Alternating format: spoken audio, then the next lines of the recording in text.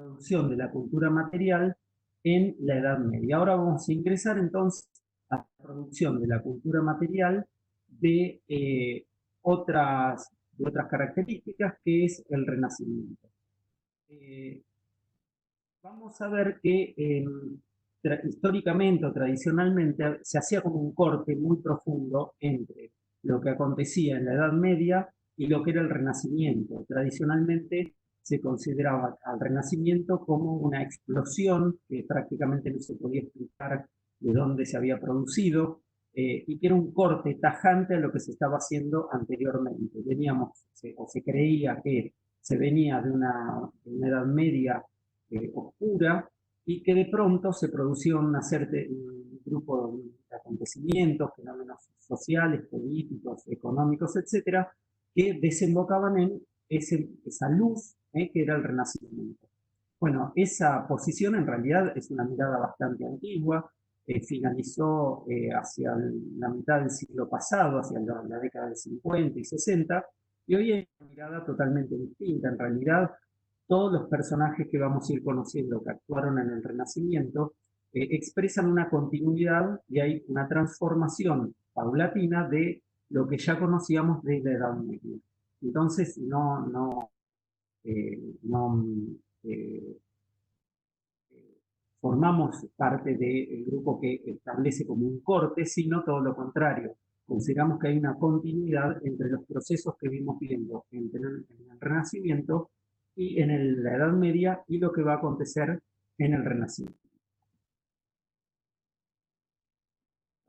Pasa a la siguiente diapositiva.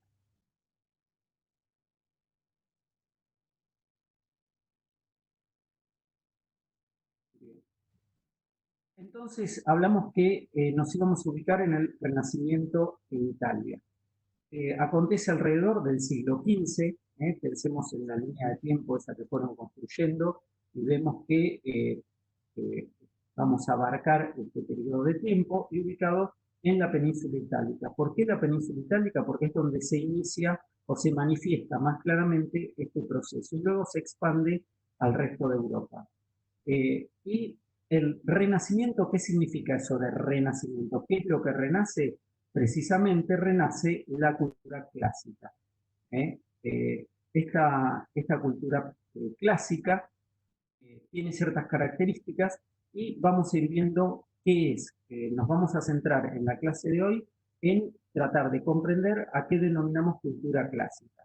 Las imágenes que están viendo corresponden a dos imágenes muy vinculadas a esta cuestión del Renacimiento. Por un lado vemos a la izquierda a la ciudad de Florencia. En realidad estos procesos se inician o se manifiestan mucho más claramente en la ciudad de Florencia. Y vemos ahí, ocupando el espacio central de la imagen, el Duomo, o sea, la Catedral de Florencia, que se llama Santa Maria dei Fiori, y que va a encarnar o materializar una serie de procesos que permiten identificar este movimiento y nuevas características que en la Edad Media nosotros no habíamos visto. Por lo tanto, sí vamos a empezar a encontrar diferencias. En ese sentido que explicaba anteriormente, el hombre son los hombres de la Edad Media que van transformando lentamente tanto el pensamiento como la cultura, y que después vamos a identificarlo plenamente como Renacimiento. Tienen asignado un trabajo, una actividad general, y la actividad general está basada en la familia Medici. Precisamente la familia Medici desarrolla sus actividades en la ciudad de Florencia, y su influencia es tan grande que transforman a partir de un conjunto de obras e intervenciones urbanas, obras de arte, arquitectura, pinturas, esculturas, etcétera, transforman la ciudad de Florencia de modo tal que se constituye en la ciudad más importante de Europa de esos años, y es la expresión material de las nuevas ideas que se empiezan a instalar. Por eso nos interesa mucho que se centren y vean el acontecer vinculado a esta familia. En la imagen de la derecha lo que tenemos es el famoso hombre de Vitruvio, y ahí ven la firma de Leonardo da Vinci.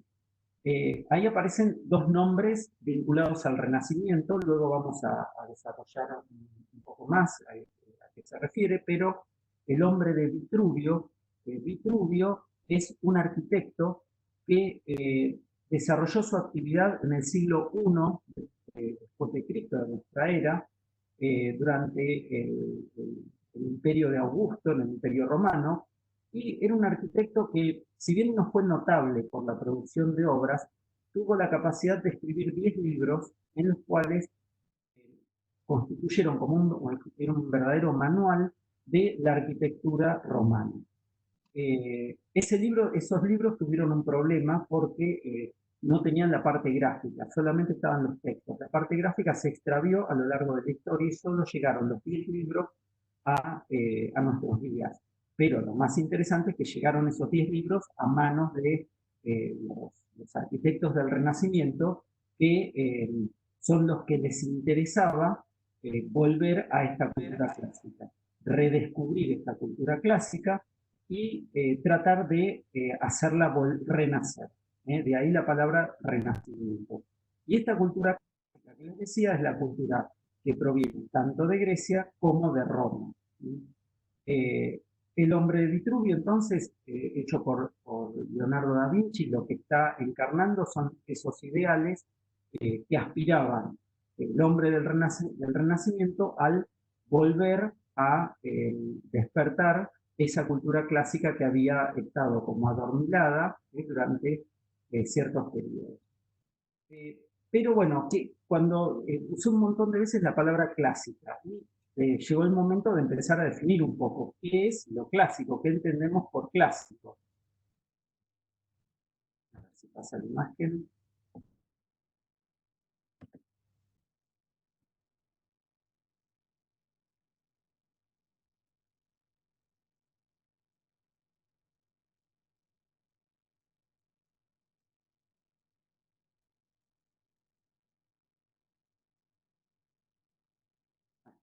Bueno, ¿qué entendemos cuando hablamos de cultura clásica y consecuentemente cuando decimos que un objeto es clásico?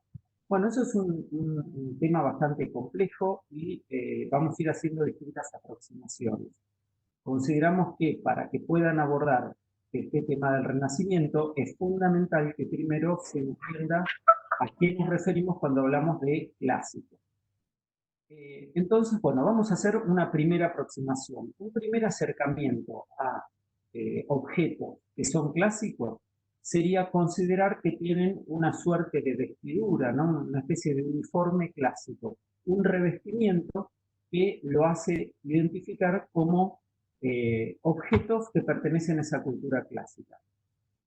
Por ejemplo, objetos de arquitectura. Acá tenemos una serie de objetos, de edificios, que tienen esa vestimenta clásica.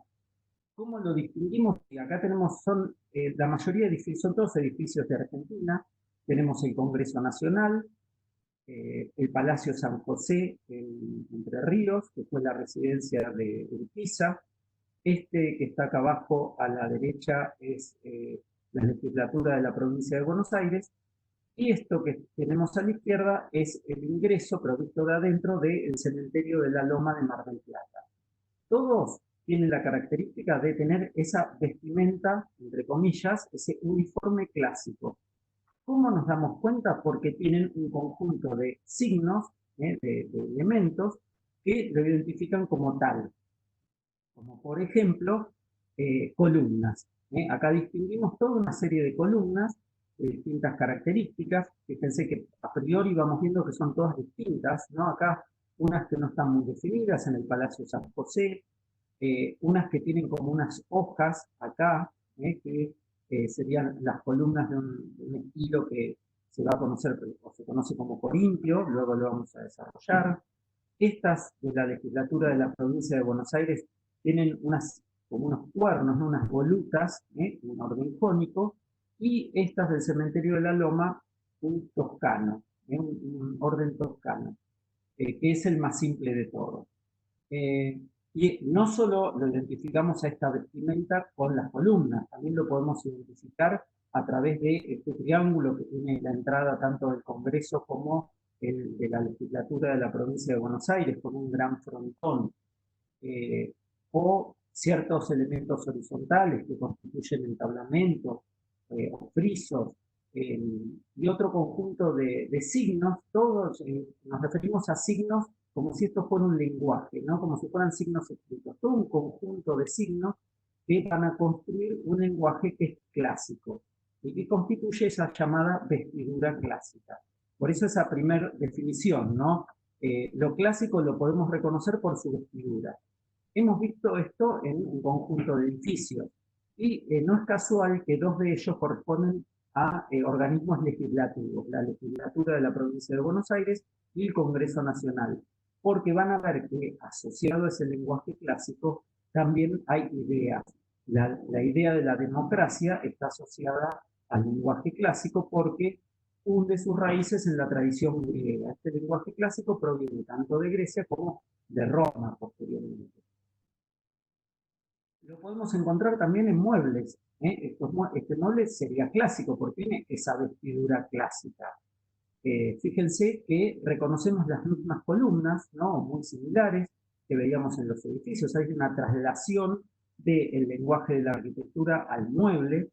Y estos elementos que son como unas columnas aplanadas, lo vamos a ver después, se llaman pilastras, aparecen arcos y todo un conjunto de elementos ornamentales que no tienen ninguna función constructiva, no sostienen nada prácticamente, sino que la decisión de utilizarlos y colocarlos tiene que ver con una idea de adscripción a ese lenguaje clásico. Y vemos acá, bueno, ocurre lo mismo en los textiles o en indumentaria. Nosotros podemos decir que están haciendo referencia, tienen características clásicas. Tenemos a la izquierda una alfombra con todo un conjunto de unos elementos decorativos, unos diseños florales y vegetales que provienen de la tradición romana. Lo vamos a ver más adelante, seguramente van a ir profundizando, pero son referencias a la pintura con la cual los romanos decoraban sus viviendas. Entonces ya vemos claramente una primera cuestión.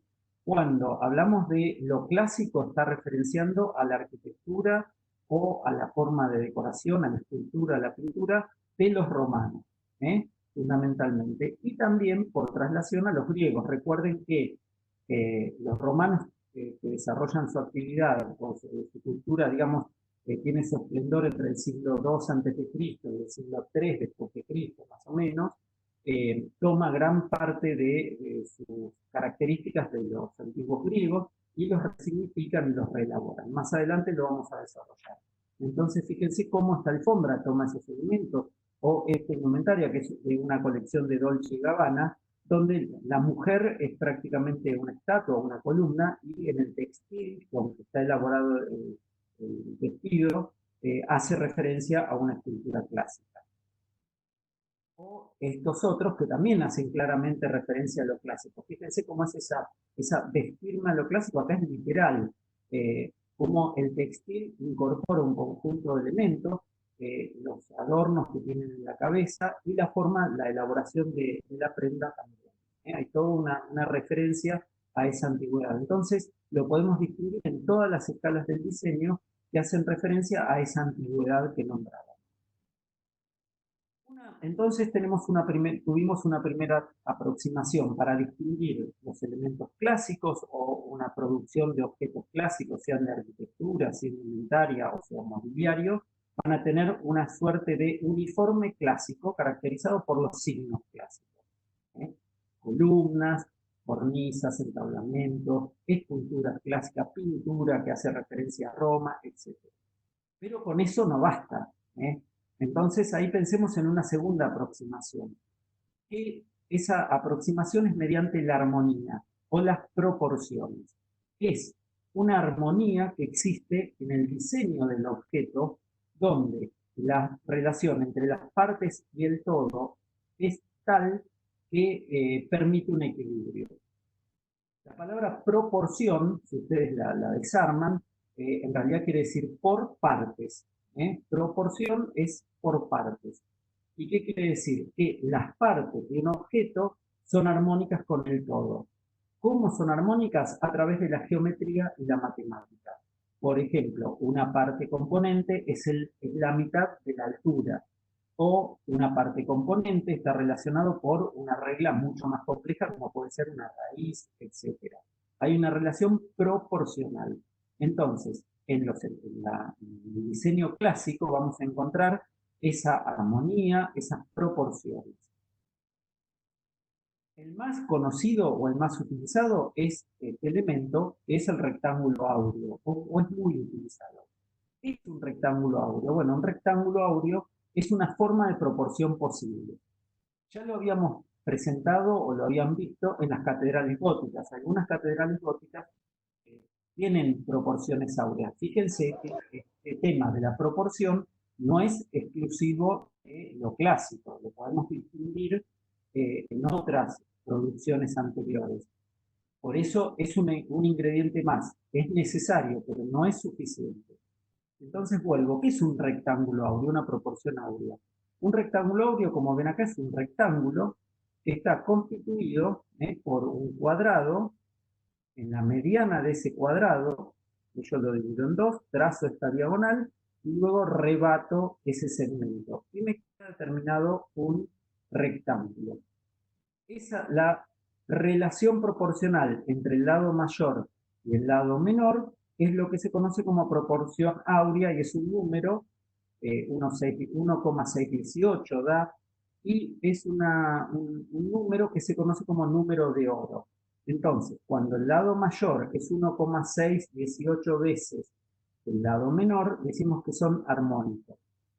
Probablemente ya muchos de ustedes lo conozcan, otros no, pero por ejemplo las tarjetas de crédito en su diseño utilizan el rectángulo áureo. Fíjense cuál cercano lo tenemos. Los televisores, los smart, los televisores smart, la proporción de la pantalla es una proporción aproximadamente o en general, la mayoría de los casos, es áurea, porque se considera que es una proporción bella. Si nosotros constituimos, esto es un rectángulo áureo, construimos otro rectángulo áureo, dentro de ese otro rectángulo áureo y así sucesivamente, y unimos los puntos diagonales, vamos a construir lo que se conoce como una espiral áurea. Todas estas estrategias que vienen de la geometría surgen para establecer relaciones entre las partes y el todo. Ese rectángulo áureo, a su vez, se relaciona con otro elemento muy importante, que es esto que es un pentágono. Este pentágono tiene la característica de que la relación entre la diagonal y el lado es áurea. Es precisamente de ese número 1,618. Si yo trazo todas las diagonales, se constituye una estrella pentacular o pentagonal, dentro de la cual hay otro pentágono regular, y si yo vuelvo a trazar las diagonales, va a seguir ocurriendo hasta el infinito lo mismo. Siempre va a haber proporciones áureas. Esas proporciones áureas, entonces, lo podemos encontrar en un conjunto de figuras. Una de ellas es muy importante, este pentágono. Y esa estrella pentacular es tan importante que hasta tiene una carga mística. Los que desarrollaron esto fueron inicialmente los griegos, luego lo retoman los romanos, y sigue a lo largo de la historia hasta la actualidad. Fíjense como, por ejemplo, en la fachada de quizás el edificio más conocido de la cultura griega, que es el Partenón, que se encuentra en la Acrópolis en Atenas, este es el estado actual, es posible, el edificio que ustedes reconstruyanlo mentalmente, el frontis está incompleto, está derruido, está circunscripto dentro de un rectángulo áureo. Y si ustedes empiezan a buscar relaciones proporcionales en el edificio, van a encontrar un conjunto de relaciones proporcionales vinculadas a las proporciones áureas. No solo eso, un hombre del Renacimiento, nombrábamos a Leonardo, ocurre exactamente lo mismo. La belleza de la cara del rostro de la Gioconda tiene un secreto oculto, que es que está enmarcado en un rectángulo áureo y utiliza esas proporciones áureas. Por lo tanto, fíjense cuán importante es este manejo de proporciones. Era tan importante que hasta se diseñaron objetos o instrumentales para poder reducir esas proporciones. Por ejemplo, esto es lo que se conoce como un compás áureo. ¿eh? Si yo establezco esta distancia entre estas dos puntas, la punta F y la punta G, con la punta G y la punta H va a ser proporcional a la FG. Repito, la distancia que hay en FG es proporcional a GH. ¿En cuánto? En una proporción. Mensaje, Santiago. Pues lo mismo pasa con este compás. Las medidas de este lado van a ser en proporción áurea respecto al otro lado. Fíjense, tan importante las proporciones que se desarrollaron un conjunto de instrumentos necesarios para resolverlos, ¿no? Para poder producir en todas las escalas del diseño, no solo pintura o arquitectura, sino también mobiliario o diseños en textiles. Pero donde lo van a ver mucho más marcado es en la arquitectura y en la pintura. Está compartiendo cámara de pantalla. Bueno, al principio hablé del hombre de Vitruvio, de Leonardo da Vinci. Precisamente el hombre de Vitruvio también tiene proporciones áureas. Este hombre, esta figura humana que está totalmente proporcional, fue descrita por Vitruvio en su texto, pero yo les había dicho que los libros de Vitruvio no tenían el anexo gráfico, por lo tanto eso complicó la vida a todos los artistas y los arquitectos que trataban de emular la arquitectura clásica, la arquitectura que provenía de Roma. Porque al no tener imágenes, tuvieron que imaginar lo que describía Vitruvio en esa especie de manual, en esos 10 libros. Repito, lo de 10 libros es muy importante porque muchos escritores, muchos arquitectos que escribieron manuales a partir del siglo XV y XVI, muchos en homenaje a Vitruvio lo hicieron en 10 libros, ¿no? Referenciando a Vitruvio. Entonces van a ver a lo largo del curso que hay tratados que también están repitiendo ese modelo de 10 libros. Entonces, en este dibujo, que es una reinterpretación que hace Leonardo da Vinci de ese hombre, lo que vemos son relaciones proporcionales, de cómo los brazos extendidos entran dentro de un círculo, cómo los brazos en diagonal marcan el círculo, los brazos extendidos los lados del cuadrado, y ese lado del cuadrado se construye con los brazos extendidos en cruz y el cuerpo vertical. Si los brazos y las piernas están en ángulo, entonces constituyen un círculo.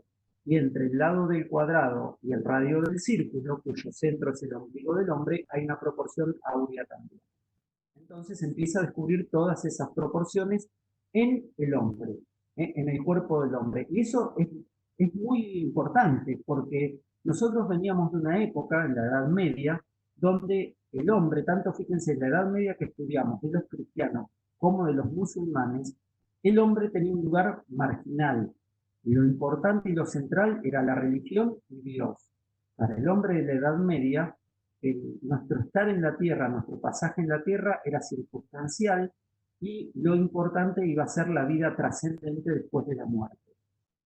Entonces, toda la producción que vimos de la cultura material, tanto de arquitectura como de mobiliarios, alimentarios, etcétera, muchos estaban vinculados a lo religioso porque era esa preparación, la religión, para ese mundo trascendente.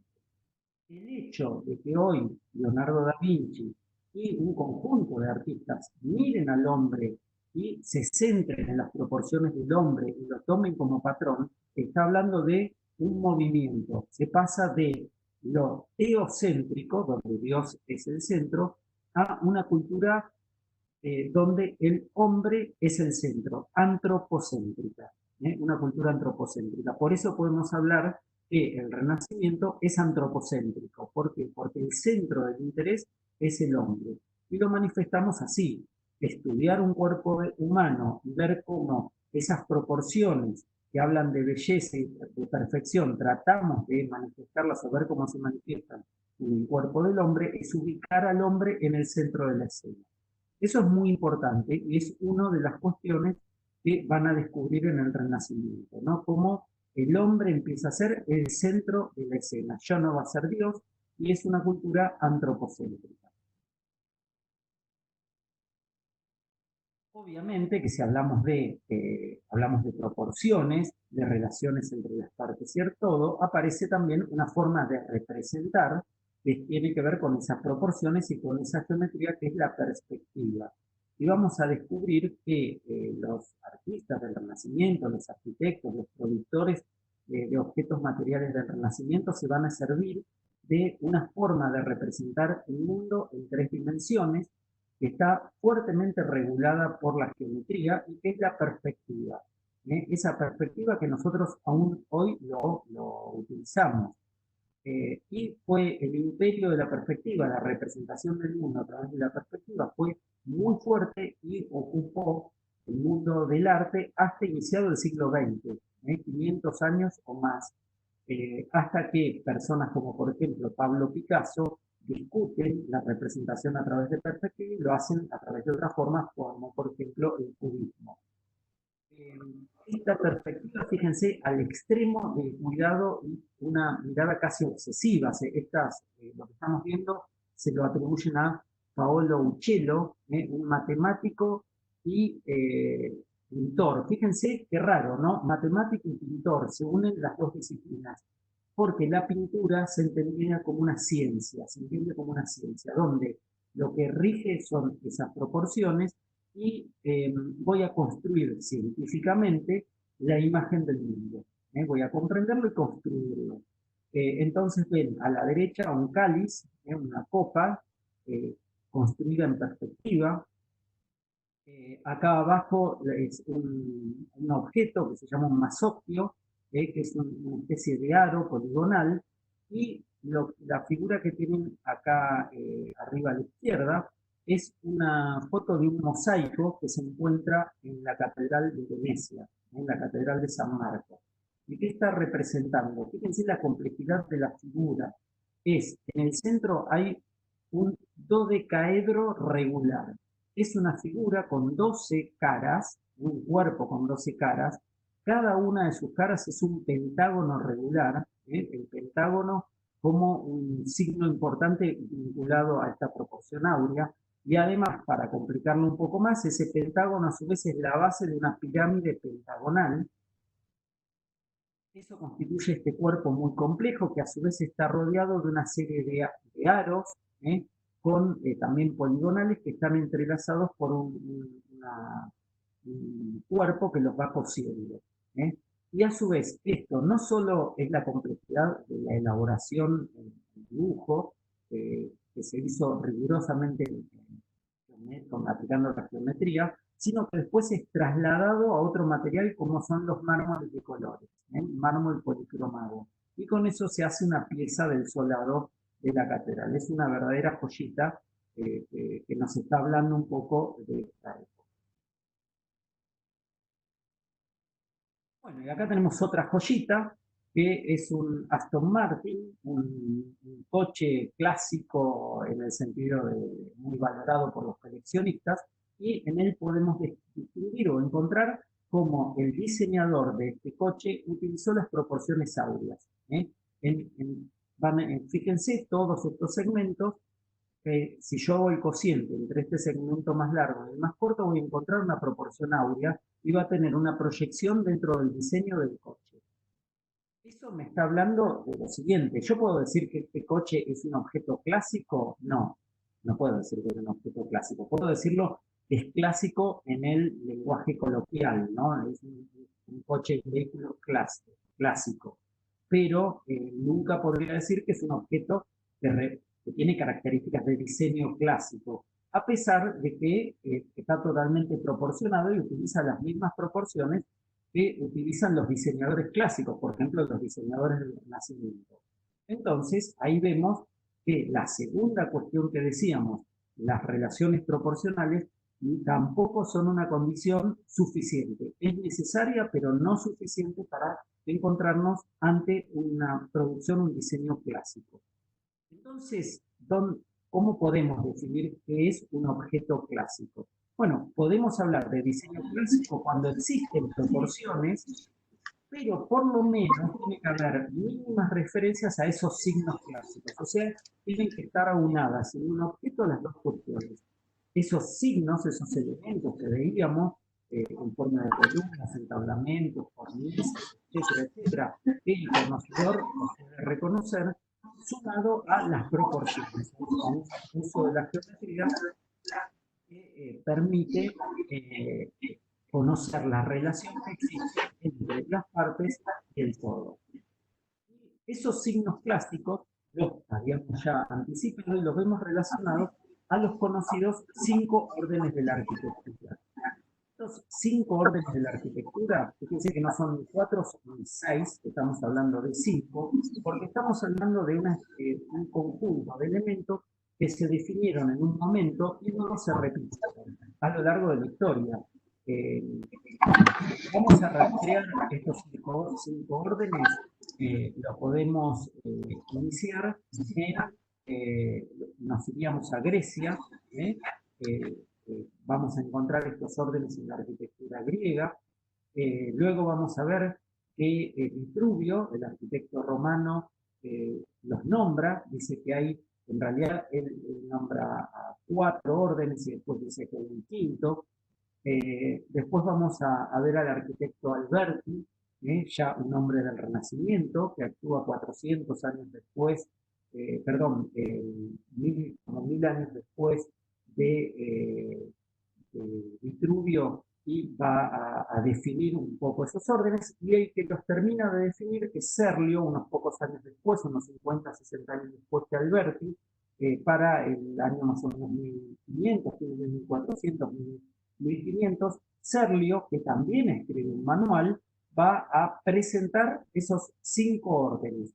Y a partir de ahí queda el modelo más o menos congelado y a lo largo de la historia de la arquitectura, hasta nuestros días, se van a repetir con muy pocas variantes o relativas pocas variantes. Si nosotros fuéramos a los libros de Serlio, fíjense que fueron 7, los 7 libros de la arquitectura y 7 libros de la arquitectura, que son de 1500, el primero es del 1537, el último es 1551, y en el primero de ellos, ya solo abrirlo, encontramos un grabado, una lámina, con esos 5 órdenes. O sea, Serlio está diciendo, bueno, acá tenemos las letras con que vamos a construir toda la arquitectura, o las notas con que vamos a construir toda la música. Está escrito en latín el nombre de cada uno de ellos, y es de interés para todas las actividades del diseño, porque uno es un observador desprevenido, diría, bueno, pero me interesan los arquitectos. No es así porque, como vimos anteriormente, estos signos se han utilizado en toda la cultura material cuando yo quiero referir a lo clásico. Lo puedo encontrar en mobiliario, lo puedo encontrar en textiles, lo puedo encontrar en libros, en grabados, en toda la escala de la producción, en toda la producción cultural o la cultura material. Por eso es de un interés general. Si vemos los órdenes, el primero a la izquierda es el orden toscano. Es un orden en cuanto a proporciones es como más bajo. Lo que nos interesa también en esto es proporciones, o sea, relación entre las partes y el todo. Lo que hay que descubrir o ir mirando es la relación entre la base de la columna y la longitud de su fuste. Se llama fuste al cuerpo de la columna. Entonces, vemos que este primero, el toscano, tiene esta parte superior que se llama capitel, muy simple, pero el fuste es bastante ancho en relación a su altura. El que le sigue es el orden dórico. El orden dórico también tiene un capitel relativamente simple, que puede tener base o no. Este elemento de la base se llama toro, el elemento es circular, y este elemento que está por debajo de ese toro, que se llama escocia, no importa, yo se lo estoy comentando, para que vayan conociendo nada más, y el capitel, el remate que tiene la unión entre el fuste de la columna y el entablamento, que es cómo se resuelve la cubierta por encima de la columna, es bastante simple, ¿no? Los capiteles. El que le sigue, luego del dórico, tenemos el orden jónico. El orden jónico se caracteriza por estas volutas. El capitel tiene unas volutas. Y si lo comparamos con el dórico, es mucho más esbelto. O sea, la relación entre el ancho de la base y la altura es bastante distinta. La base es mucho más pequeña referida a la altura, lo que hace que sea más esbelto, más delgado. Luego aparece otro orden que es el corintio. El orden corintio tiene una esbeltez similar al del jónico, pero lo que se aparece muy distinto es su capitel. Está decorado con motivos florales, que son hojas de acanto. Tiene una tradición bastante romántica, se dice que lo inventó al capitel este corintio fue un escultor muy famoso de la antigua Grecia, que su actividad se desarrolló alrededor del siglo V antes de Cristo y fue uno de los hacedores del Partenón, que se llamó Fidias. Este escultor y arquitecto Fidias, inspirado en un arreglo floral, se dice que construyó o diseñó este capitel corintio. Fíjense qué importante que era Fidias, porque yo les decía que la relación entre uno de los lados y el otro, en un rectángulo áureo, que es 1,618, ese número tiene un nombre propio. Es una letra griega, la letra griega Fi, así como hay eh, números muy importantes que tienen nombres propios, como el Pi, 3, 14, 16, etc. Bueno, este número Fi también es tan importante que se le ha dado un nombre y se llama justamente Fi en homenaje a este escritor Fidias. Y este último, el quinto de los órdenes, es muy similar al corintio, pero su capital es distinto porque aúna las volutas del jónico con las hojas del corintio y se llama compuesto. Es un capital compuesto. Es prácticamente eh, inventado por Serlio, digamos. ¿Y Serlio de dónde sacó estos 5 órdenes? Bueno, tomó gran parte de la descripción que hace Vitruvio, pero también en un afán arqueológico. Él, para terminar de definir los órdenes, investigó y indagó en todos los edificios que habían quedado en estado de ruina en la ciudad de Roma y en toda la península itálica y que pertenecían al Imperio Romano. Y ahí vemos otro rasgo característico del Renacimiento. Este grupo de personas que quieren hacer renacer, volver la cultura clásica expresada en su máxima magnitud por los romanos, entonces hay una indagación arqueológica hacia los objetos que pertenecían a la cultura romana. Esa observación es casi una veneración, eh, porque tenían un valor enorme los objetos hechos por los romanos. Fíjense, tan valiosos eran que Miguel Ángel, cuando empezó su actividad de escultor, también investigó cómo producían las esculturas los romanos y llegó a un grado tal de perfección que llegó a vender una escultura de él como si fuera una antigüedad romana. ¿Por qué? Porque era más valiosa por ser antigüedad romana que por ser una obra de Miguel Ángel.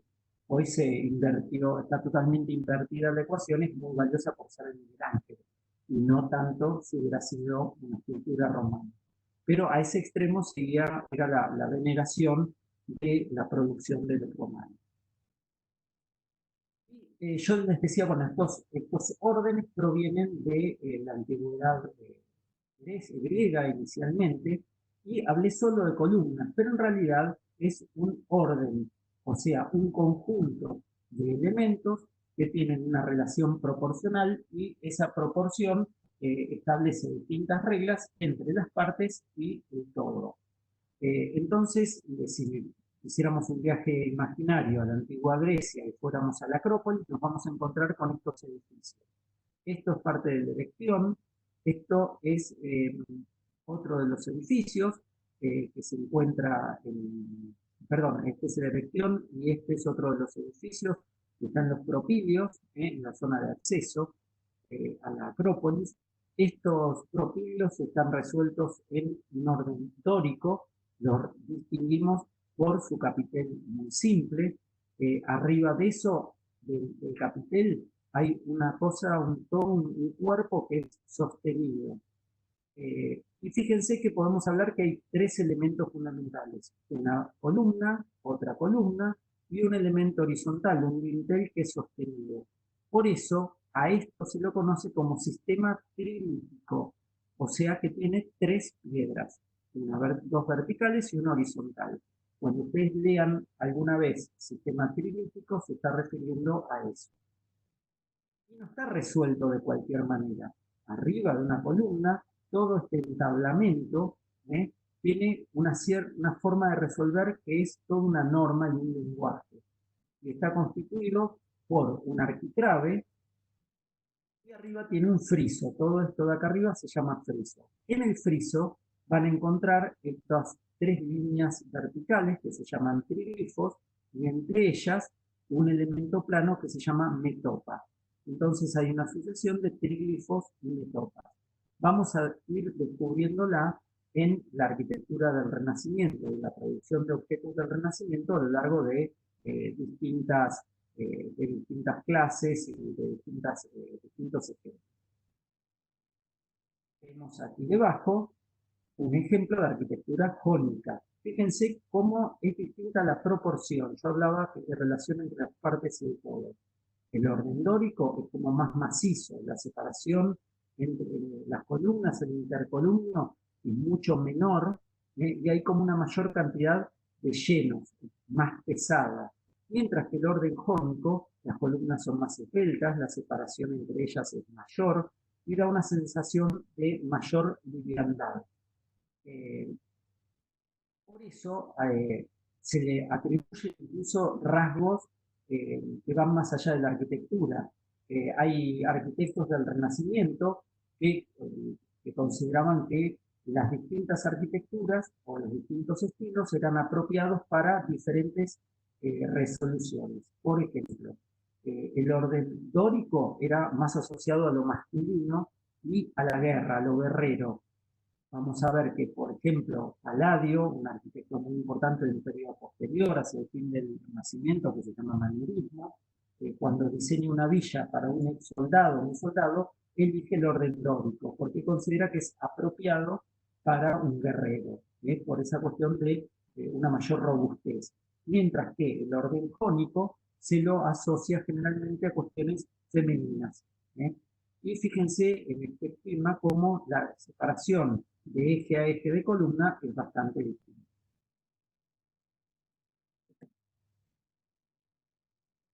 Esas columnas que no tienen ningún sentido sin el entablamento, sin el elemento principal, que es lo que está sostenido, el elemento que hace la tesis de cubierta, fíjense cómo queda muy extraña, como es este caso de la columna, sin nada encima de ella. Por eso, cuando encontramos columnas que no sostienen nada, en general pueden estar refiriendo a monumentos mortuorios y demás, porque es una contradicción en sí misma. Esa columna, en este caso dórica, puede tener otra representación que está en el muro y que tiene un carácter fundamentalmente decorativo y que se denomina pilastra. Es la proyección en 2 dimensiones de una columna. En este caso, descubrimos una pilastra compuesta porque tiene elementos vegetales del capitel corintio más las volutas del jónico, por lo tanto es compuesto. Y a su vez, esa columna también se puede expresar de otra forma como un elemento escultórico, que es una cariátide. La cariátide es una estatua de mujer que sustituye a las columnas. Y como les decía, que en los templos jónicos que se asocian a las mujeres, en general, las cariátides está vinculado al lenguaje jónico. Fíjense que tanto la cariátide como estas pilastras tienen todo un entablamento por encima. Y acá vemos el orden dórico en un templo constituido por los griegos. Un templo griego que se encuentra en el sur de Italia, que es lo que se llamaba la Magna Grecia, y ahí sí distinguimos la columna con el capitel muy sencillo, y el arquitrabe, los triglifos y las metopas. Y después cada uno de los elementos tiene un nombre particular. Este frontis, este frontón que vemos en el centro, que es el que permite resolver una cubierta adosada. El orden corintio, acá ya expresado también en un templo, es hecho por los romanos, pero se encuentra en Atenas, y como vemos, esas columnas con sus capiteles completos. Y el orden jónico, en la erección, cómo aparece una galería de cariátides en un templo que es jónico. Entonces estamos viendo de dónde surgen los 5 órdenes de la arquitectura. No que fueron diseñados o surgió de la antigüedad griega y luego trasladada a Roma y de ahí llega hasta los arquitectos del Renacimiento. En Roma, como les había dicho anteriormente, los romanos se apropian de la cultura griega, la hacen suya, y vamos a ver nuevamente la utilización de estos signos clásicos en las grandes obras romanas. Pero decimos que si los griegos eran escultores, eran casi artistas, los romanos eran grandes ingenieros, porque la arquitectura romana se caracteriza por lo masivo, por la masividad. Pero esa masividad está oculta detrás de la utilización de ese lenguaje clásico con una especie de vestido, ¿no? De indumentaria que lo recubre. Acá tenemos el Coliseo, que se encuentra en la ciudad de Roma. Es un edificio paradigmático y que sirvió de modelo a gran parte de los arquitectos que actuaron durante el Renacimiento. Y como ustedes ven, es un edificio constituido por una gran masa de hormigón y ladrillo, utiliza el arco de medio punto, elementos que los griegos nunca utilizaban o lo utilizaban muy poco. Los romanos sí, porque permite grandes volúmenes construidos, pero toda esa masividad es oculta, es alivianada a través de la utilización de una piel que hace referencia al sistema trilítico griego, con columnas que están establecidas en un cierto orden, columnas toscanas, columnas jónicas o semicolumnas en realidad, porque no están exentas, no están solitas, sino que están pegadas al muro. Entonces, semicolumnas toscanas, jónicas y corintias. Tengan en cuenta ese orden: toscano o dórico, jónico y corintio. Ese sería el orden, entre muchas comillas, correcto. Es el orden que los arquitectos del Renacimiento y posteriores descubrieron en estos edificios y luego lo utilizaron y lo repitieron infinita cantidad de veces como si fuera el orden correcto. Por debajo tiene que estar el dórico, luego el jónico y el corintio. Jorge, ¿eso aparece en lo que nos dieron para el TP o eso es lo que acabas de decir que tengamos en cuenta? Porque no llegué a notarlo. Bueno, igual la clase se graba y vamos a subir el Ah, video ok. si querés ver algo. Pero esto lo van a ver un poquito más adelante en la producción de objetos. En el trabajo práctico, que en realidad yo hablé al principio, no es un trabajo práctico, por ahora es una actividad general que tienen que hacer todos, es para comprender un poco las transformaciones en la cultura, en la política, en la economía de esta época para ir entrando en el tema del Renacimiento y el rol de los Medici en este periodo. ¿eh? Yo lo que estoy refiriendo por ahí es de dónde vienen el lenguaje clásico. La clase que viene ya nos vamos a meter más de lleno en las características del Renacimiento. Estamos definiendo lo que es el lenguaje clásico y de dónde saca sus modelos.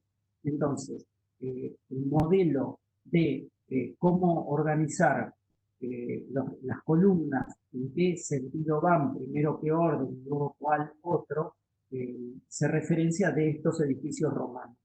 Y es importante entenderlo porque eso se va a aplicar a la arquitectura, a la producción de muebles, también se puede aplicar a textiles, etcétera.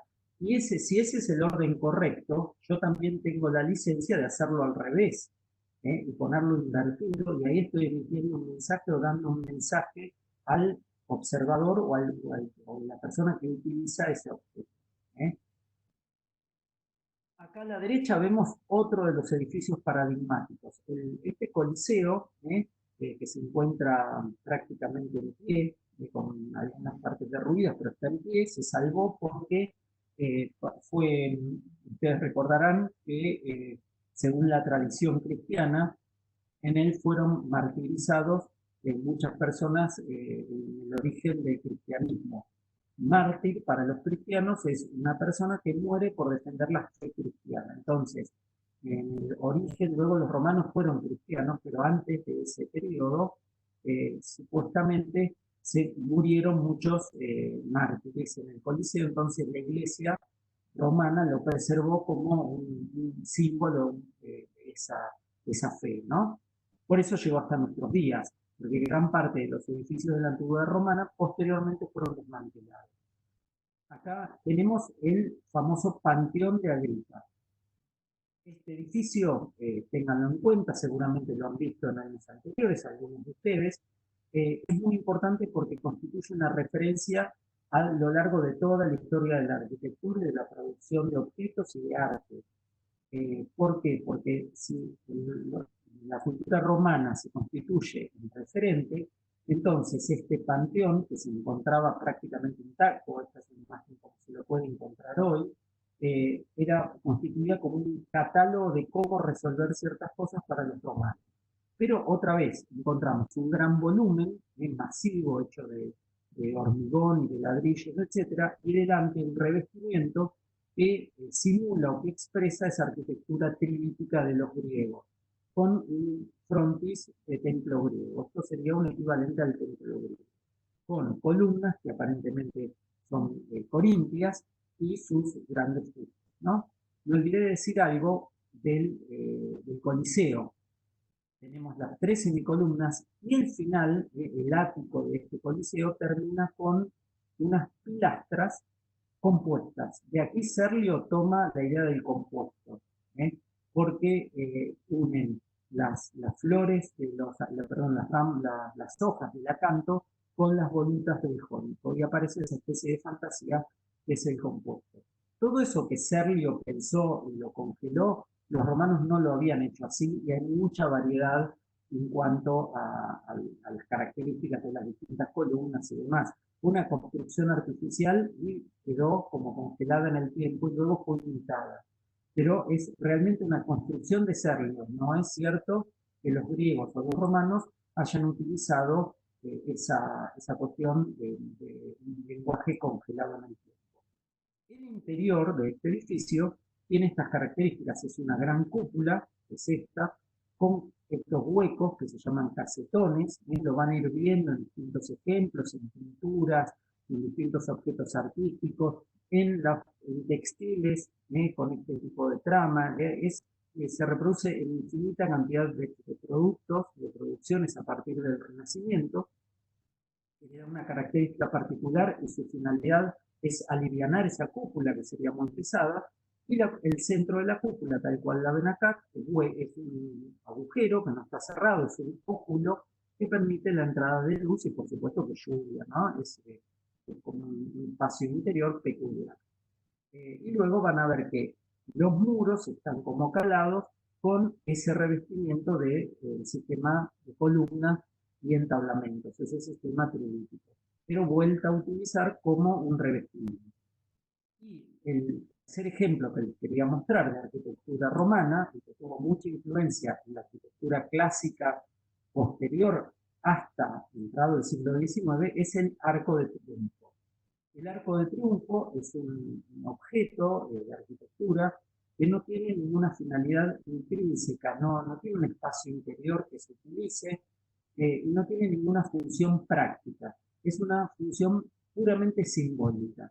Se construía para, como su nombre lo indica, para conmemorar un triunfo de un emperador sobre algún enemigo. Podía ser, por ejemplo, contra los galos o contra los pueblos que habitaban Oriente, los egipcios, etc. Y la finalidad era que cuando se hacía el desfile, conmemorando ese triunfo, las tropas triunfantes, llevando esclavos y los trofeos, todo lo que hayan capturado en sus campañas, pasaran por debajo de este arco. Su finalidad es simplemente pasar por debajo. Y luego quedaba el edificio constituido como una conmemoración permanente de ese triunfo. Se escribía el texto en donde en general se hacía referencia al triunfo. Algunos tienen relieves, en este caso se perdieron, pero son escenas de batallas. Y fíjense que también aparecen los signos clásicos, columnas, los semicolumnas, algunos fustes acanalados, otros lisos, un entablamento y todo un elemento muy pesado que termina de definir. Y el elemento fundamental es el arco. ¿Y cómo combina entonces esa cuestión desarrollada por los griegos del sistema trilítico más el arco de los romanos? Y si ustedes miran el interior del arco, también tiene ese dibujo, en este caso es un relieve nada más, ese casetón. Esta parte superior, que es el ático, tienen en muchos casos pilastras, etc. ¿Qué hace un renacentista para hacer referencia a la arquitectura clásica? Por ejemplo, en este caso Alberti, que lo habíamos visto que había hecho un tratado, va a construir la fachada solamente de esta iglesia que se llama San Andrés, que se encuentra en la ciudad de Mantua, y si lo miramos podemos decir, y sí, es clásica. ¿Por qué? Porque tiene todo un conjunto de signos clásicos, con las pilastras, otras pilastras, arcos, frontis, etc. Y a su vez la relación entre las partes y el todo hay proporciones. Entonces es un edificio clásico. Y aún más, va más lejos, porque incorpora la fachada del templo griego, más, lo que habíamos visto, el arco de triunfo. Acá tienen otro modelo de arco de triunfo más complejo, ¿no? En este caso con 3 arcos. Y es lo que vamos a descubrir en esta fachada, ¿no? De la iglesia de San Andrés. Por un lado, ese organismo de templo griego y por otro lado, el arco de triunfo. Fíjense cómo los arquitectos del Renacimiento van a ir combinando estos elementos y haciendo referencia a esa antigüedad. De ahí el hecho de renacer, volver a su época, la antigüedad clásica. También hay otra estrategia que es la utilización de módulos para establecer estas proporciones. Un ejemplo es el Hospital de los Inocentes, que se encuentra en Florencia. Ahí sí lo van a ver en el video, cuando habla de los Medici. Este edificio fue encargado por los Medici y lo hace Filippo Brunelleschi, un arquitecto muy importante de la época, es el arquitecto de los Medici. Y Brunelleschi hace un edificio totalmente distinto a lo que se venía haciendo en la Edad Media. ¿Por qué? Porque utiliza en toda la construcción esos elementos provenientes de la clasicidad, como son columnas, capiteles, entablamentos, etcétera, pero también utiliza la proporción, la relación entre las partes y el todo, cosa que esa unión de esos dos elementos hasta el momento no se había visto tan manifiesto. Este edificio, que fue encargado por los Medici y hecho entonces por Brunelleschi, manifiesta la nueva arquitectura y viene de la mano de un nuevo grupo social que tiene el poder. En este caso los Medici, pero como grupo social es la burguesía. Entonces vamos a ver que durante el Renacimiento está asociada la burguesía, comerciantes ricos de las ciudades, a esta utilización de un nuevo lenguaje. Y este edificio es un manifiesto de la presencia de ese nuevo grupo del poder. Recuerden que habíamos visto que en la Edad Media los grupos en el poder eran una aristocracia que tenían una larga tradición y su poder venía, en la mayoría de los casos, por la tenencia de la tierra, y ser dueños de tierra que se la daban a su vez a los siervos, etc. Esta burguesía urbana, este grupo social de las ciudades, tienen su poder sobre todo por la riqueza. Entonces tenemos una mirada mucho más moderna, más cercana a nuestra época. Y en este manifiesto, en este hospital, que se llama Hospital de los Inocentes, porque era un hospital dedicado, en realidad es un hospicio para niños, no es un hospital en el sentido actual de hospital, sino un hospicio donde iban a ir niños huérfanos. En el estilo que va a volcar son todos esos elementos que descubrió en la arquitectura romana. Y aparece una unidad de medida que relaciona las partes del todo. Y es así que utiliza un módulo. ¿Cuál va a ser el módulo? Precisamente el fuste de la columna. La altura de la fachada está determinada por la repetición de ese módulo, de esa columna. Lo vemos aquí, la columna, que a su vez sostiene un arco de medio punto y todo un entablamento superior. Ese módulo en la fachada, entonces, es posible de descubrir rápidamente. Pero no solo marca la repetición la altura, sino también el intercolumnio. Si yo rebato la columna, la distancia va a ser la misma, entonces el ancho, la separación entre columnas, es la misma que la altura. Fíjense que estamos hablando de proporción. Después aparecen otras cuestiones como estos medallones que representan a los niños que van a ser hospedados en ese hospicio. Ese módulo también se repite en el espacio, es un módulo espacial. Entonces aparece la columna y también la profundidad de la loggia, esta galería que es la que construye la fachada de este hospital. Y también aparece algo que es la perspectiva, es la construcción de este espacio tridimensional a través de la perspectiva de un punto de fuga, que ahora lo vamos a desarrollar brevemente, y aparece marcado ese punto de fuga en este cuadrado que está en este preciso lugar, en el final de esa galería, y está marcando, está indicando hacia dónde se orientan todas las líneas de esta galería. Está apuntando a una construcción mental, una construcción intelectual del espacio. Ese intelecto es característico del hombre, la razón, el poder razonar todas estas cuestiones, es característico del hombre. Por lo tanto, volvemos a resaltar esa cuestión de ser una cultura antropocéntrica, donde lo que importa es el hombre. Habíamos encontrado el uso de proporciones, ¿no? Relaciones entre las partes y el todo en catedrales góticas, por ejemplo, pero esas proporciones se manifestaban quizá a 30, 40 metros de altura del piso, donde ningún hombre lo podía ver. ¿Por qué? Porque ese edificio estaba pensado para Dios, mientras que este otro está pensado para el hombre. Estos módulos, la utilización de estos módulos y esta repetición también lo podemos encontrar en distintos diseños. Fíjense cómo, por ejemplo, aparece un módulo y esa repetición que va a dar un supermódulo y así va a ir generando otras composiciones. En ese sentido, entonces, hay una relación entre las partes y el todo. Y hablaba de perspectivas. Esta es una pintura que se llama La Escuela de Atenas, de un pintor, Rafael, que tuvo muchísima importancia durante estos años y que vamos a ver cómo este espacio interior está muy controlado por la utilización de la perspectiva.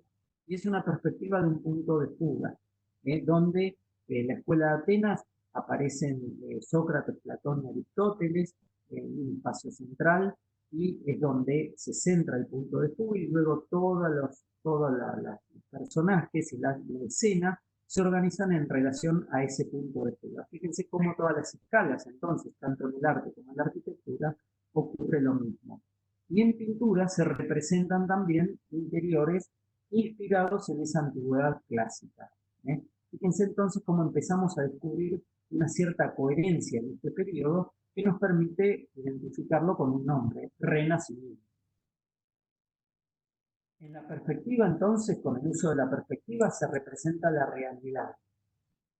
Esta es una pintura de Holbein que se llama Los Embajadores y que en realidad la excusa de mostrar unos supuestos embajadores es la que utiliza el pintor para demostrar su pericia para construir perspectivas. Entonces acá vemos instrumentos musicales en perspectiva y todo un conjunto de elementos vinculados a la ciencia, astrolabios, globos terráqueos, etc. Está hablando de la razón o de la música, cuya base es matemática. Entonces tiene todo un conjunto de mensajes y muestra una gran capacidad de este pintor para realizar estos elementos en perspectiva.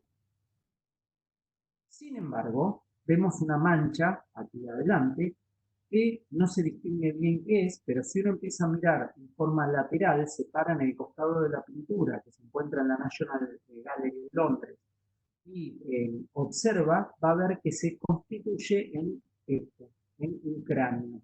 Esa mancha es un cráneo hecho en una perspectiva deformada a través de una técnica que se llama anamorfosis. Entonces, tan importante es este control racional y la utilización de estas técnicas que permiten relacionar las partes con el todo y proporcionar, etcétera, que lo vemos con hasta la elaboración de estas anamorfos. Entonces, para ir cerrando, Alberti de Reedificatoria, que es un tratado también de arquitectura, dice precisamente esto: la belleza no es una cuestión de gusto individual, sino absoluto universal. Es un absoluto que lo voy a entender a través de la razón. Hay una armonía de todas las partes, embelezadas todas ellas con tal, ensambladas, perdón, todas ellas con tal proporción y conexión, que nada se puede añadir, reducir o alterar sin echarlo todo a perder. Entonces es muy importante la relación entre las partes y el todo, y esa proporción entre las partes y el todo, que lo vamos a descubrir en toda la producción clásica, aunada a la utilización de los signos clásicos. ¿O no es así? Fíjense en una reelaboración del año 1978 de un pintor latinoamericano colombiano, Botero, que realiza la Gioconda, tiene toda una serie de obras que refieren a obras del Renacimiento, pero utiliza proporciones distintas. No es, algunos dicen, bueno, que parece que tuviera una cuestión genética o gordo, flaco, etcétera. No está refiriendo a nada de eso. Lo único que está mostrando es como si se alteran las proporciones, o sea, la relación entre las partes y todo, el producto es nulo. Bien, bueno, hasta acá llegamos entonces. Esto tenía la intención de presentarles qué quiere decir que estamos hablando cuando hablamos de lo clásico, en todas las escalas del diseño, que lo podemos ver, y que empiecen a poder distinguir estas cuestiones. Y ahora los invitamos a que empiecen a trabajar ya sobre los temas del Renacimiento. No sé si quieren hacer alguna pregunta. A ver, voy a dejar de compartir esto, así ya nos vemos. Bien. Bueno, no sé si quieren agregar algo, alguno de los docentes por ahí que me haya olvidado de algo, o alguno de los estudiantes que participaron. Bueno, acá Simón, que sabe que yo soy medio colgado con el tiempo y creo que muchos tienen organizados encuentros ahora con los docentes, por Meet o por alguna otra plataforma. Bueno, les agradezco que hayan participado. Repito que la clase la grabamos, por lo tanto después me voy a poner en contacto con el Bedel y vamos a poner el link. Eh, y, eh, y bueno, no sé si quieren alguien preguntar algo, agregar algo. Creo que Gisela quiere agregar algo.